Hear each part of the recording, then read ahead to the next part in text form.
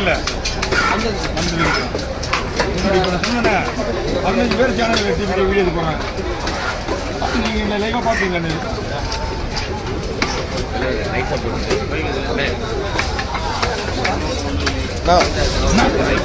ஐசா வேணுமா? ஒன்றும் பிரச்சனை வேணாம். அண்ணா இந்த பீஸ் பாருண்ணா. Okay okay.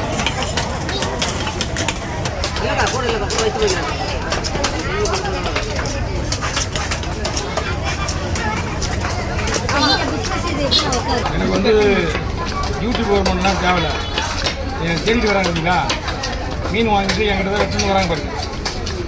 இதுவே நல்ல வருமானம், ஒன்றும் பிரச்சனை கிடையாது,